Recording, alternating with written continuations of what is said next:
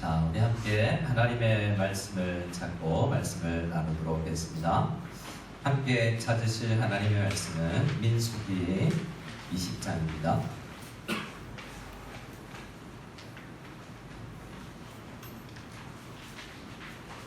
함께 찾으실 하나님의 말씀 민수기 20장 14절에서 마지막 절 29절까지입니다. 우리 하나님의 말씀 같이 한 목소리 읽겠습니다. 모세가 가데스에서 에돔 왕에게 사신을 보내며 이르되 당신의 형제 이스라엘의 말에 우리가 당한 모든 고난을 당신도 아시거니와 우리 조상들이 애굽으로 내려갔으므로 우리가 애굽에 오래 거주하였더니 애굽인이 우리 조상들과 우리를 학대하였으므로 우리가 여호와께 부르짖었더니 우리 소리를 들으시고 천사를 보내사 우리를 애굽에서 인도하여 내셨나이다. 이제 우리가 당신의 변방 모퉁이 한 성읍 가데스에 있사오니 청하건대 우리에게 당신의 땅을 지나가게 하소서. 우리가 밭으로나 포도원으로 지나가지 아니하고 우물물도 마시지 아니하고 왕의 큰 길로만 지나가고 당신의 지경에서 나가기까지 왼쪽으로나 오른쪽으로나 치우치지 아니하리다 한다고 하라 하였더니 에돔 왕이 대답하되 너는 우리 가운데로 지나가지 못하리라. 내가 칼을 들고 나아가 너를 대적할까 하노라. 이스라엘 자손이 이르되 우리가 큰 길로만 지나가겠고 우리나 우리 짐승이 당신의 물을 마시면 그 값을 낼 것이라. 우리가 톱으로 지나갈 뿐인즉 아무 일도 없으리라 하나 그는 이르되 너는 지나가지 못하리라 하고 에돔 왕이 많은 백성을 거느리고 나와서 강한 손으로 막으니 에돔 왕이 이같이 이스라엘이 그의 영토로 지나감을 용납하지 아니하므로 이스라엘이 그들에게서 돌이키니라. 이스라엘 자손 곧 온 회중이 가데스에서 떠나 호르산에 이르렀더니 여호와께서 에돔 땅 변경 호르산에서 모세와 아론에게 말씀하시니라. 이르시되 아론은 그 조상들에게로 돌아가고 내가 이스라엘 자손에게 준 땅에는 들어가지 못하리니 이는 너희가 무리바물에서 내 말을 거역한 까닭이니라. 너는 아론과 그의 아들 엘르아살을 데리고 호르산에 올라 아론의 옷을 벗겨 그의 아들 엘르아살에게 입히라.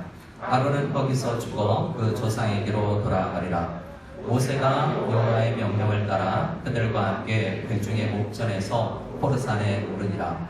모세가 아론의 옷을 벗겨 그의 아들 엘르아살에게 입히매 아론이 그 산 꼭대기에서 죽으니라. 모세와 엘르아살이 산에서 내려오니 온 회중 곧 이스라엘 온 족속이 아론이 죽는 것을 보고 그를 위하여 30일 동안 애곡하였더라. 아멘. 자, 우리는 계속해서 새벽마다 또 개인적으로 또 주일 우리 금요기도에도 지금 민수기 말씀을 함께 묵상하고 있습니다. 우리가 하나님 말씀을 좀 추구할 때요, 대부분 행복하고 성공적이고 희망이 있는 말씀을 좀 좋아합니다.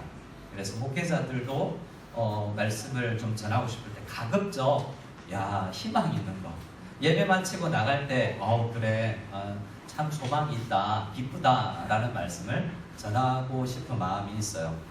본능적으로 좀 어렵고 힘든 이야기를 좀 피하고 싶어 하는 거죠. 그래서 우리가 이렇게 매일 성경 순서에 따라서 말씀을 전하다 보면 조금 때로는 피하고 싶은 말씀이 있기도 합니다. 왜 그럴까라고 한번 생각을 해봤는데요. 저도 그렇더라고요. 가급적 사사기나 힘든 이야기를 묵상하는 것보다 좀 뭔가 행복하고 서로 꿈이 펼쳐지는 것 같은 그림이 그려지는 그런 말씀을 좀 읽고 싶더라고요. 왜 그럴까 하니 우리 인생이 광야 같기 때문이다라는 생각이 듭니다.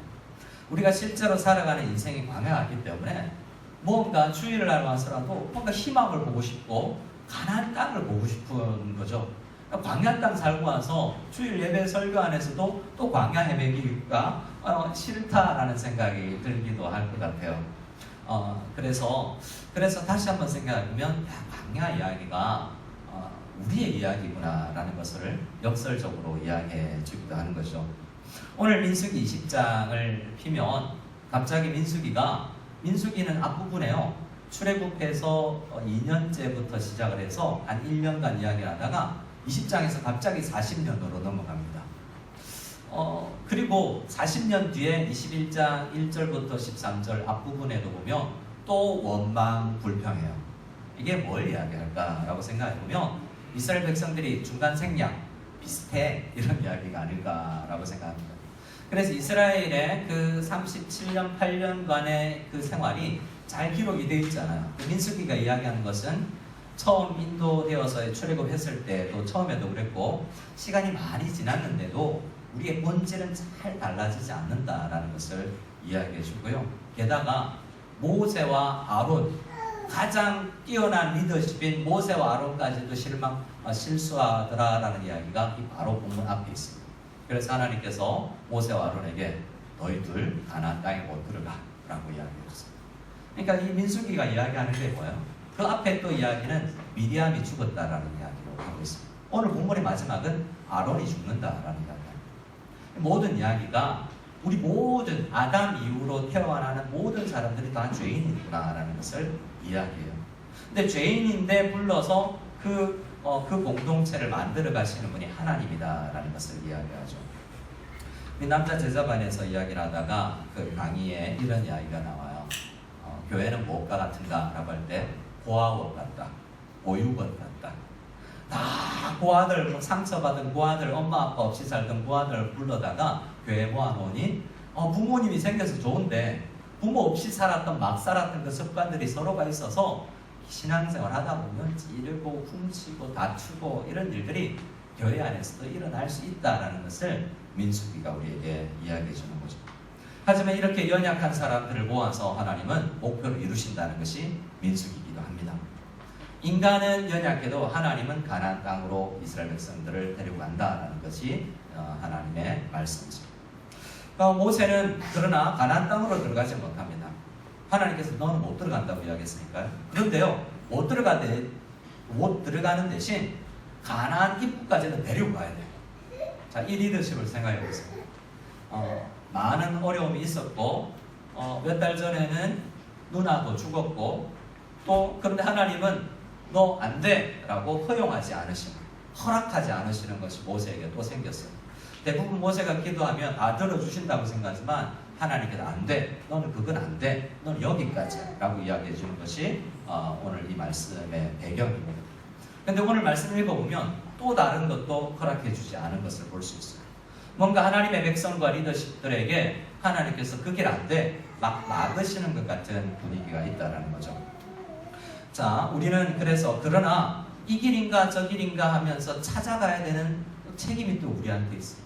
모세는 생각해 보십시다. 하나님께서 기도하면 모든 길을 인도하신 것 같잖아요. 근데 지금 오늘 본문에서 오늘 14절부터 전반부에서 이야기하는 것은 도대체 어디로 가야 되는지 모르겠다는 것이 모세의 생각이에요. 이스라엘 백성들이 모여서 함께 의논했겠죠? 자, 지금 있는 그들의 장소를 한번 생각해 보면요. 우리나라 땅을 지금 생각해 봅시다. 지도를 생각하면 오른쪽에 동해안에 강원도가 쭉 있다가 경상북도 나오고 경상남도가 나오고 전라도를 거쳐서 이렇게 다시 올라가지 않습니까? 그게 이스라엘 땅이라면 지금 이스라엘 백성들은 오트 피플 같아서 일본에서 400년 종살이 하다가 오트 타고 어디로 가야 지금 대한민국으로 올라가지 하는데 지금 어느 정도 위치에 와 있냐면 모압 땅이라는 게 부산 앞바다 쪽에 와 있는 거예요. 부산 앞바다에서 이제 부산으로 들어가야 되는데 부산에 왕이 있습니다. 그 사람이 이제 우리가 나오는 오늘 에돔 왕이에요. 그 에돔이 그쪽에 있고요. 올라가면 모압, 암몬 이렇게 강원도 쭉 올라가면 이제 암몬이 있고 그래요. 이렇게 남쪽에서 북쪽까지 그 땅을 감싸고 가나안 땅에 들어가려면 이 사람들이 막고 있는데 일단 통과를 해야 되는 것이 그들이 이 상황이에요. 자, 어디로 들어가지? 여러 길이 있습니다. 가나안 땅으로 들어가는 여러 길이 있는데 모세가 생각할 때 이 길이 제일 좋은 길이다. 장정만 60만, 전체 200만 명이 가려면 좀 편해야 되지 않겠습니까? 산을 넘어가는 길도 있고 빙 둘러가는 길도 있는데 모세가 생각할 때는 가장 편한 길이 이 길이다 라고 생각하고 지금 나는 못 들어가지만 나머지 백성들, 다음 세대들을 그 편한 길로 인도해서 들여보내야 되는 사명이 아직은 죽기 전에 나에게 있기 때문에 이 사명을 감당하러 나아가는 늙은 모세를 오늘 우리 본문에서 보는 거예요. 우리 말씀을 같이 한번 읽어볼까요? 말씀 우리 1절을 같이 14절을 같이 읽어보겠습니다. 우리 14절, 15절 말씀을 같이 읽겠습니다. 17절까지 그 땅의 주인인 에돔 왕에게 모세가 사신을 보내서 길을 찾고 이 길로 가고 싶다라고 하는 메시지를 보내는 장면입니다. 14절에서 17절 같이 읽겠습니다. 모세가 가데스에서 에돔 왕에게 사신을 보내며 이르되 당신의 형제 이스라엘의 말에 우리가 당한 모든 고난을 당신도 아시거니와 우리 조상들이 애굽으로 내려갔으므로 우리가 애굽에 오래 거주하였더니 애굽인이 우리 조상들과 우리를 학대하였으므로 우리가 여호와께 부르짖었더니 우리 소리를 들으시고 천사를 보내사 우리를 애굽에서 인도하여 내셨나이다.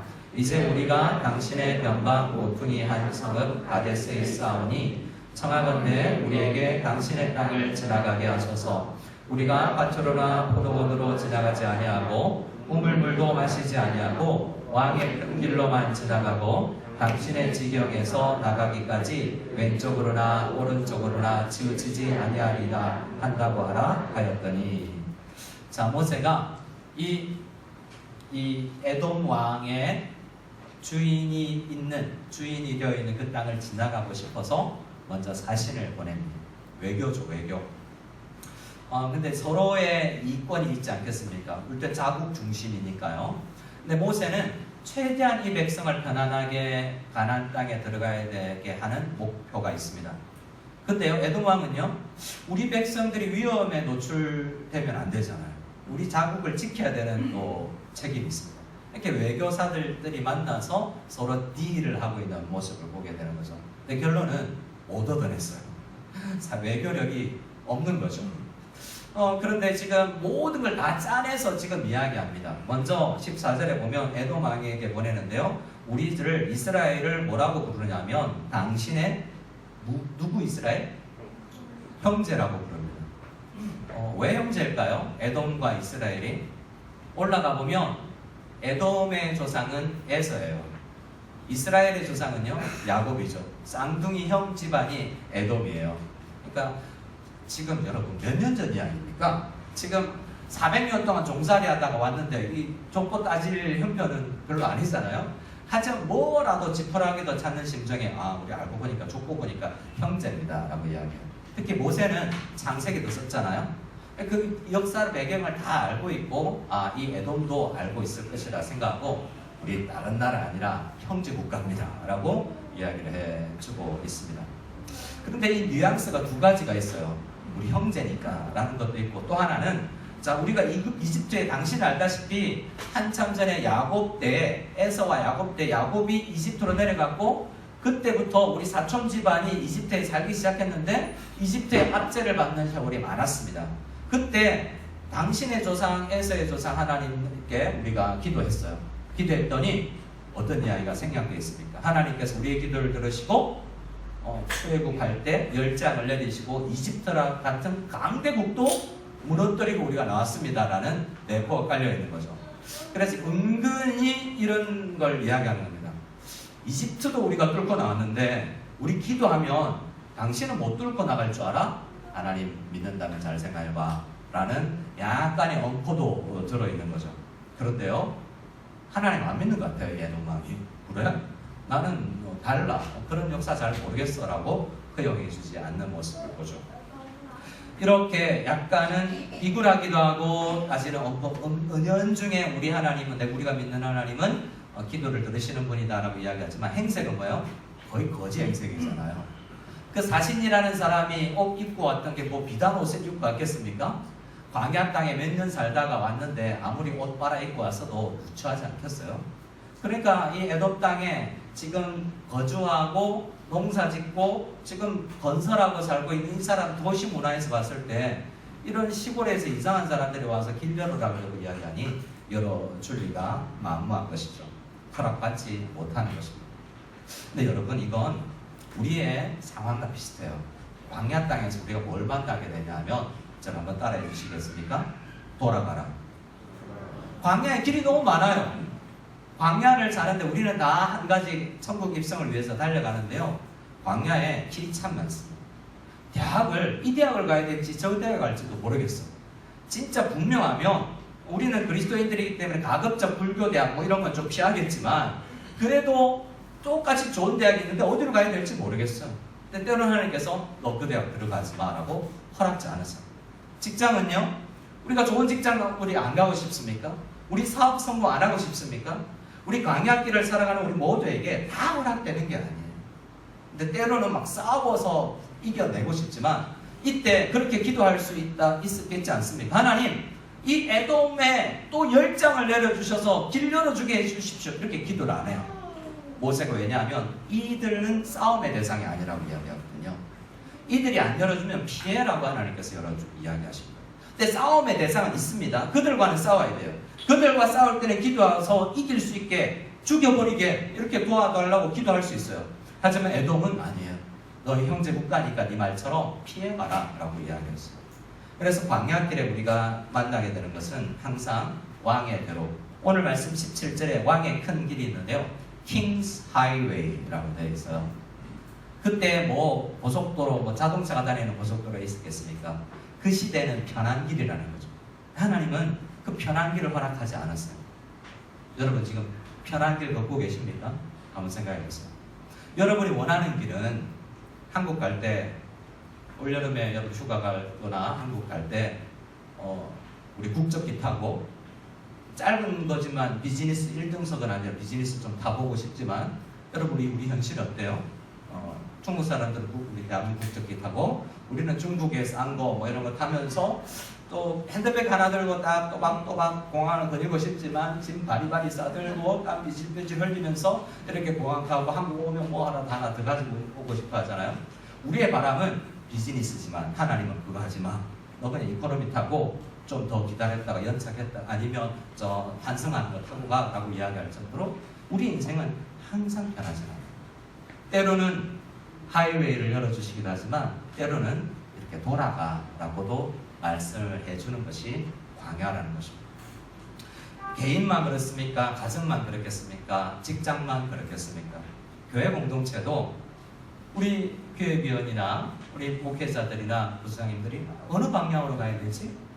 잘 모르는 거죠. 이 길도 두드려보고 저 길도 두드려보지만 때로는 하나님께서 허락지 않으실 때가 있습니다. 그러면요, 오늘 말씀의 결론은 이제 돌아가라예요. 이렇게 처음에 안 된다라고 이야기를 들었을 때 에돔 왕이 18절에 이렇게 이야기합니다. 마지막에 이 이야기를 좀 지나가게 해주세요 라고 했더니 에돔 왕이 대답하되 너는 우리 가운데로 지나가지 못하리라. 내가 칼을 들고 나가 너를 대적할까 하노라 라고 이야기했는데요. 그대도 19절에 다시 한번 부탁합니다. 진짜인데요, 우리 물도 안 마실게요. 혹 필요하면 돈 주고 사 먹을게요 라고 이야기하니까 그래도 자국 중심주의 이 국가 이런 외교에 있어서 20절에 그는 왕은 말합니다. 안 돼, 지나가지 못해. 에돔 왕이 많은 백성을 거느리고 나와서 강한 손으로 못 지나가게 손으로 막습니다. 막으면 못 가는 거예요. 좋은 일도 그렇습니다. 사도행전 16장에 보면 사도 바울이 이제 아시아로 가고 싶어요. 하나님께 기도합니다. 하나님 성령께서 어떻게 해요? 그 길 아니야 하고 막으시는 거예요. 우리가 보기에는 너무 좋은 길이고 저 길인 것 같고 선교하고 싶지만 하나님께서는 때로는 막으시고 때로는 재정을 안 주시고 나는 하고 싶은데 건강도 안 주실 때도 있어요. 근데 하나님 때로는 재정도 주시고 건강도 주시고 길을 열어주시는데 열린 문이 열렸는데도 안 나가는 사람도 있지만 때로는 막으시는 때도 있다는 겁니다. 그래서 어떻게 하느냐? 결론은 21절입니다. 21절 같이 목소리로 읽겠습니다. 시작. 에돔 왕이 이같이 이스라엘이 그의 영토로 지나감을 용납하지 아니하므로 이스라엘이 그들에게서 뭐 하니라? 돌이키라. 이 돌이킨다는 말은 킹스 하이웨이가 아니라 굽이굽이 돌아가는 길로 선택했다라는. 이걸 왕이 허락하지 않았지만 하나님께서 막으신다라고 했기 때문에 돌아가지, 아니면 기도해서 돌파해낼 수 있도록 뛰어넘을 수 있도록 기도를 해야 되지 않겠습니까? 저는 항상 기도할 때마다 이런 지혜를 구합니다. 하나님, 피해 나갈 수 있는 지혜를 주시든지 뛰어넘을 수 있는 힘을 주시든지 혼자 안 되면 함께 싸워 이길 수 있는 사람을 붙여주시든지 이렇게 우리가 기도하다 보면 하나님께서는 때로는 넘어가게 하시고 때로는 뚫고 나가게 하시고 때로는 돌아나가는 지혜를 주시는 줄도 믿으시기 바랍니다. 그래서 우리 인생이 광야 인생 같아서 막 돌아가는 것 같아서 힘겨울 때, 이 길도 하나님께서 인도하시는 것일 수 있겠구나 라고 생각하고 조금 더 지체되더라도 조급하지 않기를 바랍니다. 자, 우리 20장 22절부터의 말씀은 다음 문맥인데요. 그렇게 돌아가는 것도 힘든데 이제 또 슬픈 이야기가 있어요. 누나 미리암이 4개월, 5개월 전에 죽었어요. 근데 이제 형이 한 3살 위에 형이 지금 아론이 죽습니다. 이때가 왜 출애굽기 40년인가를 알 수 있냐면 민수기 나중에 33장을 보세요. 33장은 출애굽에서 가나안 땅까지 모세가 이제 그들을 광야길을 인도했을 때 광야 이곳을 지나왔다라는 이야기가 민수기 33장에 있는데요. 이때 모세가 호르산에서 죽었을 때가 출애굽한 40년 5월 달이었다라고 이야기를 합니다. 그래서 출애굽한 지 40년 만에 같이 광야에서 고생했던 누나 40년 동안 함께 고생하고 희노애락이 많았습니다. 좋을 때는요, 모세가 기도할 때 나머지 이스라엘 백성들이 장정들이 나가서 전투할 때요, 모세가 손 들고 그들을 위해서 기도합니다. 형님이 내 손 잡아주고 그래서 함께 기도해서 전쟁에서 승리하는 기쁜 일도 있었어요. 마치 우리 남편과 아내가 손잡고 기도하고요, 성도들이 함께 우리 교역자들과 함께 손잡고 정말 뜨겁고 전쟁에서 이기는 경험도 있었어요. 형님과. 근데 그 형님과 어떤 일들이 있었어요. 누나가 네 반 리더냐 우리는 리더 아니냐라고 싸우기도 하고요. 이게 교회예요. 이게 이스라엘의 현실이에요. 그런데 그도 죽게 될 때 슬퍼하고 애곡하는 모습을 볼 수 있어요. 참 누군가 떠나가게 될 때 우리가 막 아웅다웅 싸웠을 때도 있잖아요. 저는 그런 성도님들의 고백을 가끔 듣습니다. 목사님 몇 년 전에 엄청 싸웠는데요, 지금 돌아보니까 그분 한국 돌아갈 때 지금 생각 너무 미안해요. 말도 못 끝냈지만 너무 미안해요. 그래서 눈물을 흘리며 저한테 이야기하는 성도님들도 있었습니다. 아론의 죽음을 볼 때 여러 마음이 들었어요. 이스라엘 백성들도, 그리고 모세도 이 형님하고 지나왔던 지난 적어도 40년간의 그런 세월들을 돌아볼 때 다양한 마음이 들었을 것입니다. 근데 이 이야기는 대제사장 아론의 죽음으로 우리는 받아들여야 됩니다. 저를 한번 따라해 주실까요? 사명자는 죽을 때 사명이 끝난다. 여러분, 성도는요, 직분은요, 목사 있다가 목사 타이틀 내려놓을 수도 있어요. 그런데요, 성도로서의 사명은 끝이 나지 않습니다. 어떤 귀한 선배님이 그러대요. 너 목사기 때문에, 사무기 때문에 그 일을 해? 성도니까 하는 거야. 직분이니까 이게 무거워서 하는 게 아니라 성도는 그냥 하는 거야. 성도는 주님 부르실 때까지 이 땅에서 성도로 살아가는 거야 라고 이야기합니다. 특별히 대제사장이라고 할 때 우리 모든 성도들은 왕같은 제사장이잖아요. 죽을 때 옷 벗는 거예요. 그래서 여러분, 우리는 다 그렇게 평생을 하나님 앞에 쓰임받는 것입니다. 연약하지만 부족하지만 모세와 아론 이 암이야기에서 다 부족한 거 아니지만 그 부족함에도 불구하고 나를 쓰시는 하나님을 믿고 그냥 가는 거예요. 그리고 옷 벗고 다음 세대에게 물려주는 이야기가 오늘 이 이야기인 것입니다. 자, 우리 24절 말씀을 같이 한번 읽을까요? 24절 말씀을 같이 읽겠습니다. 시작. 아론은 그 조상들에게로 돌아가고 내가 이스라엘 자손에게 준 땅에는 들어가지 못하리니 이는 너희가 머리방울에서 내 말을 거역한 까닭이니라. 우리는 모세와 아론이 가나안 땅에 못 들어갔다라고 이야기할 때 많이 궁금해해요. 인터넷 같은데 왜 모세는 못 들어갔어요? 그래도 다른 사람보다 더 나은 것 같은데 그 한 번 실수했다고 가나안 땅 못 들어가게 하면 어떡해요? 라고 뭔가 가나안 땅에 못 들어갔다는 게 뭐처럼 여기냐면 천국 못 간 것처럼 여겨요. 그렇지 않습니다. 더 중요한 것, 오늘 본문에서 더 두 번 강조하는 것은 가나안 땅에 못 들어갔다는 게 아니라 그 조상들에게로 돌아갔다는 거예요. 24절입니다. 아론은 어디로 돌아가요? 그 조상들에게로 돌아갔지 가나안 땅에 못 들어간 게 아니에요. 가나안 땅에 못 들어간 사람은 얼마나 많습니까? 여러분, 이집트에서 죽은 사람들, 하나님 믿은 사람들도 못 들어갔을 거 아니에요. 1세대 가운데 2세대 가운데도 명과 병 걸려서 못 들어간 사람 있을 수 있잖아요. 가나안 땅에 들어가는 것은 상징이지 못 들어갔다고 그들이 뭔가 사명이 없는 것이거나 믿음이 없는 게 아니에요. 여기까지 너의 한계다라고 이야기해 주지만 그 모든 성도들은 조상들에게로 돌아가는 것입니다. 우리 모든 그리스도인들은 그 믿음의 조상들에게로 돌아가는 거예요. 누가복음 3장에서 예수님의 위인은 하면서 족보를 거꾸로 올라가는데요. 어디까지 올라가시는지 압니까? 조상들에게도 돌아가는데 조상들에게 간다는 말이 뭔 말이에요? 조상들에게 돌아간다는 이야기는 누가복음 3장에 의하면 그 위는 아담이요 그 위는 하나님이시니라 라고 이야기합니다. 모든 믿는 사람들의 조상은 하나님이에요. 그래서 아론이 그 조상들에게로 돌아갔다는 이야기는 하나님 품에 안겼다라는 거예요. 가나안 땅에 못 들어갔지만 하나님의 품에 안겼다라는 거죠. 아브라함 품에 안긴 누가복음에 나오는 거지 나사로처럼 말입니다. 조상들의 품에 안기는 것은 모든 믿는 사람들이 안기는 그곳입니다. 하나님을 안 믿으면요, 유물론은요, 위로가 없어요. 어디로 돌아갑니까? 예수님 안 믿는 사람들도 사람이 죽었을 때 돌아가셨습니다라고요. 어디로 돌아간 거예요? 흙으로 돌아간 거예요. 그냥 여러분 유물론이잖아요. 흙에서 와서 흙으로 돌아간다는 표현이 우리에게도 있지만 성경의 정말 표현은 몸은 그렇게 돌아갈지라도 우리의 진짜 자아는 하나님께로 돌아가고 주님 품에 안기는 줄 믿으시는 우리 모두가 될 수 있기를 소원합니다. 아론도 그런 거예요. 조상들에게로 돌아가는 것입니다. 히브리서 11장 13절에 믿음의 사람들을 쭉 이야기하면서 이 사람들이 다 믿음을 따라 죽었으며 무엇을 따라 죽었으며 믿음을 따라 죽었으며 여러분 그들도 믿음이 있었어요. 실수했지만 원망했지만 서로 싸웠지만 다 믿음이 있어요. 그래서 믿음이 때로 원망한 것 때문에 한계가 지어지지만 그들이 다 천국은 가는 거예요. 그들의 사명을 다해서 이제 하나님 품에 안길 때까지 그냥 이 땅에서 때로는 연약한 상태에서도 일해 나가는 거죠. 하나님 나라에 가나안 땅에 못 들어갔다고 모세가 일을 그만두지 않아요. 이스라엘 백성들이 좀 원망했다고 해도 그들의 성도됨을 멈추지 않아요. 하나님께서 그들을 용서해 주시고 여전히 성도로 받아주시기 때문에 또 성막에 와서 예배 드리고 또 기도하는 것입니다. 우리는 다 믿음을 따라 살며 믿음에 따라 죽어요. 대신 이 땅에는 외국인과 나그네처럼 살아요.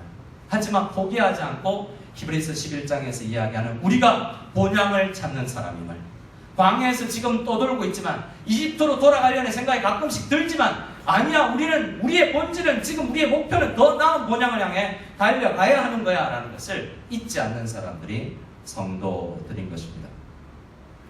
하이델베르크 요리문답이라는 독일 계통의 신앙 문답이 있습니다. 수많은 질문들을 하고요, 성경적 대답을 줍니다. 아론이 죽음을 맞이하고 이제 곧 모세도 죽을 거고 미리암도 죽는데요. 이 죽음, 성도의 죽음이라는 문제 앞에서 우리는 이 부분을 한번 생각하기로 하네요. 성도들은 가끔 이런 질문합니다. 그리스도께서 우리를 위해 죽으셨는데, 하이델베르크 요리문답 42분인데요. 그리스도께서 여러분을 위해서 죽으셨잖아요. 그리스도께서 나를 위해서 죽으셨는데 우리도 왜 여전히 죽어야 합니까? 이게 질문이에요. 예수님께서 내 죄를 위해서 죽으셨다면 내가 죽으면 예수님이 왜 돌아가신 거예요? 난 안 죽어야 되는 거 아니에요? 라는 질문이 생기는 거죠. 그래서 성도들은 이렇게 이야기합니다. 죽지. 근데 너 죄 때문에 죽는 거 아니야. 아론의 죄, 모세의 죄, 미리암의 죄, 모든 이스라엘 백성들이 원망하고 시기하고 싸운 죄, 예수님께서 다 짊어지고 죽으셨어. 그렇기 때문에 다 용서받은 거예요. 그러나 성도의 죽음은 이런 것이야. 조금 더 묵상한 분들이 두 가지로 설명을 합니다. 대답입니다.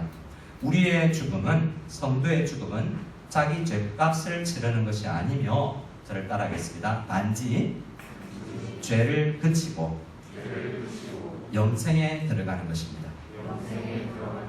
자, 아론이 이제 조상들의 품에 안겼다는 건요, 이제 원망 안 하는 사람이 되는구나. 이제 우리 안 싸워도 되는구나. 이제 죄를 그치는구나 라고 고백하는 것과 마찬가지입니다.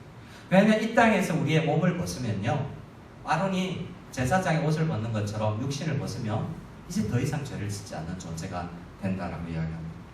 신자가 세상을 살아가는 삶의 성격이 무엇인지 이야기해 주는 것이죠. 성도는 여전히 몸에 남아있는 연약성 때문에 어쩔 수 없이 죄 짓습니다.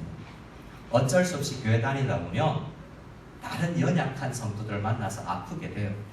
고아원에서 다 고아원 들어왔는데 아버지가 생겼는데 여전히 이전 습성을 못 버리고 싸우고 다투고 한다라는 거예요. 그런데 죽으면 이 씨름에서 끝이 나는 것입니다. 그래서 아론은 홀가분하게 하나님 품에 안기지, 가나안 땅은 상징이지 그 땅 안 들어가도 돼요. 주님 품에 안기는 게 더 좋죠.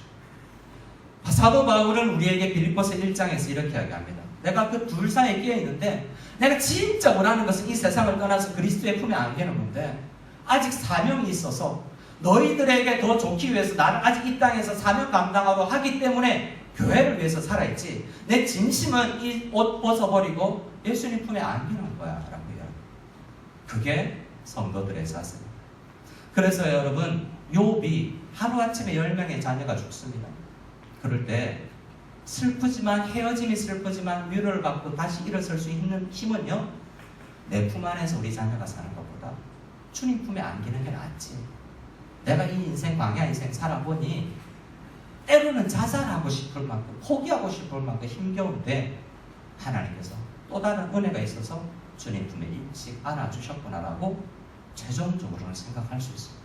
그렇다고 우리는 뭐 빨리 인생을 끝내야 됩니다는 아니에요. 하지만 주님 품에 돌아간다는 것은 귀한 소망을 주는 것이다 라는 것을 오늘 이야기는 우리에게 들려주는 것입니다. 마지막으로 우리 한 말씀을 읽고 우리 같이 말씀 마치겠습니다. 26절에서 우리 26절, 27절 같이 읽겠습니다. 시작. 아론의 옷을 벗겨 그의 아들 엘라살에게 입히라. 아론은 거기서 죽어 그 조상에게로 돌아가리라. 모세가 여호와의 명령을 따라 그들과 함께 회중의 목전에서 호르산에서 오르니라. 자, 마지막 명령이 뭐죠? 제사장 옷 벗어서 아들에게 주라는 거죠. 사역의 패턴에 이제 다음 세대를 세우는 거죠. 다음 세대를 세우는데 이것은 두 가지 의미가 있습니다. 우리 교회는 우리의 연약함에도 불구하고 다음 세대에게 바톤을 터치해야 되는, 부모가 다 연약하십니다. 이제 5월달이 오잖아요. 오늘 주보 칼럼에 연약한 우리가 믿어야 될 하나님의 언약, 연약한 부모에게 자녀를 맡긴 그 이야기를 읽으면서 우리가 다음 세대를 위해서 헌신하는 가정과 교회가 되어야 됩니다. 오늘 중고등부 아이들이 지금 상해 많은 아이들이 수련회 하고 있고 이곳에서 예배 드릴 텐데요. 다음 세대를 세우는 일을 하라라는 메시지가 이 엘라사를 세우라라는 이야기예요. 근데요, 더 중요한 의미는 뭐지 합니까? 그도 연약해요. 오늘 이 이야기는 모든 사람들이 제사장 엘라살까지도 대제사장까지도 연약하더라는 이야기. 추후에 제가 히브리서 말씀 7장 말씀을 기록했는데요. 함께 읽어보기를 원합니다. 추구 말씀 히브리서 7장 11절 말씀을 같이 읽어보기를 원합니다. 히브리서 7장 11절입니다. 같이 읽겠습니다. 시작. 레위 계통의 제사 직분으로 말미암아 온전함을 얻을 수 있었으면 백성이 그 아래에서 율법을 받았으니 어찌하여 아론의 만차를 따르지 않고 멜기세덱의 만차를 따르는 다른 한 제사장을 세울 필요가 있느냐. 무슨 말씀이냐면 오늘 말씀에 아론 죽었지, 엘라살이 대제사장 되지, 그것도 죽을 거야. 히브리서 7장에서 이야기하는 건요, 아론 계열의 레위 지파 제사장들은 다 죽더라는 거예요. 아론도 죽고 엘라살도 죽고 그의 아들도 죽고 그의 아들도 죽고 인간 제사장은 다 죽어요. 오늘 이 본문에서 우리에게 희망인 것은 영원히 죽지 아니하시고 죽음 가운데서 부활하신 영원한 멜기세덱의 만차를 따르는 예수 그리스도만 우리 유일한 대제사장이 되신다는 것을 믿도록 우리를 인도하는 것입니다. 여러분, 이스라엘 인도하는 사람은 모세가 아니에요. 이스라엘의 광야를 지나게 하는 사람은 아론이 아니에요. 그들이 쓰임받지만 그들은 연약하고요. 그들과 약속해준 그 약속에서 그들은 늘 약속을 깨뜨리고 원망하고 불평해요. 목사나 선교사나 누구나 연약해서 그 약속을 끝까지 신실하게 지킬 사람은 없어요. 하지만 우리에게 약속해 주신 대제사장 대신 예수 그리스도는 신실하셔서 우리를 이 광야 인생을 지나서 가나안 땅으로 인도하시는 분이라는 사실, 그 사실을 오늘 이 본문에서 우리는 읽어낼 수가 있는 것입니다. 여러분, 아론도 죽고 미리암도 죽고 모세도 죽을 것이지만 영원한 멜기세덱의 반차를 따르는 예수 그리스도께서 영원히 살아계셔서 우리의 기도를 들으시고 우리 예배를 들으시고 우리를 이 광야 인생을 통과하게 하실 힘을 주실 줄 믿고 이 시간 주님 앞에 기도하며 나아가는 저와 여러분 다 될 수 있도록 있기를 소원합니다. 아멘. 우리 함께 찬양 드리겠습니다.